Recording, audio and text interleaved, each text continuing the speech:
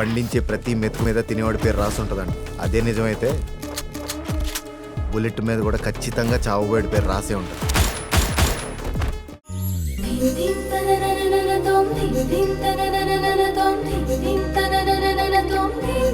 నానా, వసు వచ్చాక నాకు కొంచెం హాయిగా ఉంది. లేకపోతే ఆ నర్సక్క ఒకటే నొస, అది తిను ఇది తిను, అది వేసుకో ఇది వేసుకొని నా బుర్ర తింటుంది. నైట్ అయితే ఏమో నాకంటే ముందే పడుకుంటుంది. నాకేమో భయం వేస్తుంది నాన్న.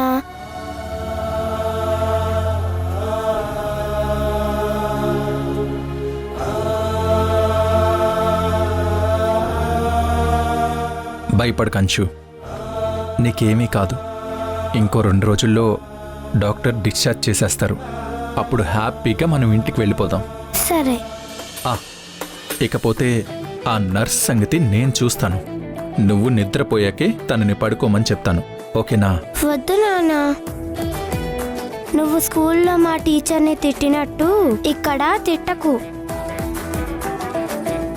ఇంకా 2 రోజులే అన్నావు కదా, ఎలాగోలాగా టైంపాస్ చేస్తానులే. నన్ను ఇంటికి తీసుకెళ్లే రోజు మాత్రం మీ ఇద్దరు ఖచ్చితంగా రావాలి, సరేనా?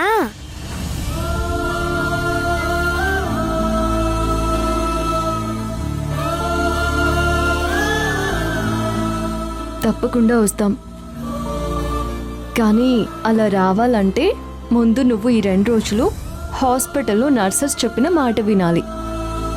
వాళ్ళు ఇచ్చిన మందులు టైంకి వేసుకోవాలి, అర్థమైందా?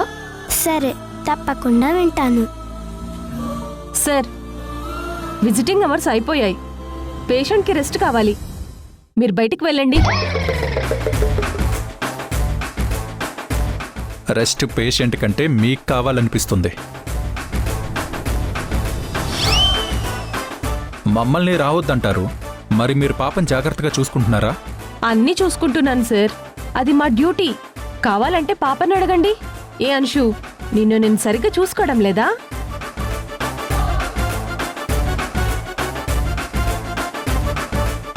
మరి నిద్ర సంగతి ఏంటి? మాట్లాడరేంటి? ఆయన కంగారు పడుతున్నారు, ఆయన మాటలు పట్టించుకోకండి. మీరు పాపని జాగ్రత్తగా చూసుకుంటున్నారని ఇప్పుడే మా అంశు చెప్తోంది.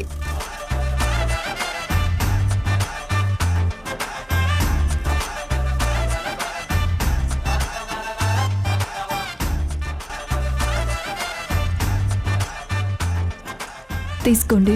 అయ్యో పర్లేదు మేడం, మీ కంగారు నేను అర్థం చేసుకోగలను.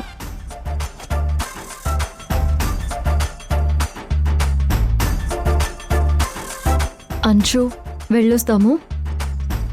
అప్పటిదాకా నర్స్ ఏం చెప్తే అది చేయాలి, ఓకేనా? ఓకే. నేను చూసుకుంటాను మేడం, నేను చూసుకుంటాను సార్. ఇంకా టైం అయిపోయింది, మీరిక వెళ్ళండి. టేక్ కేర్ అంచు, నేను మళ్ళీ వస్తాను. మీ మమ్మీ డాడీ చాలా బాగున్నారు అంశు. అవును, మా మమ్మీ డాడీ హీరోయిన్ లాగా ఉంటారు.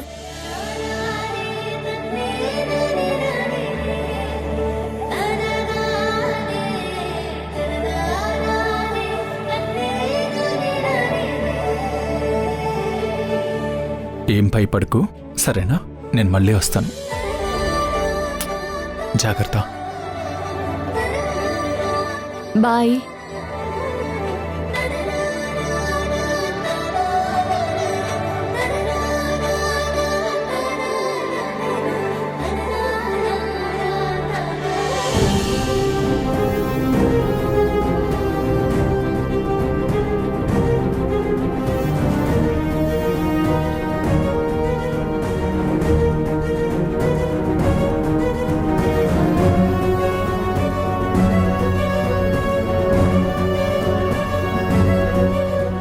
వసు,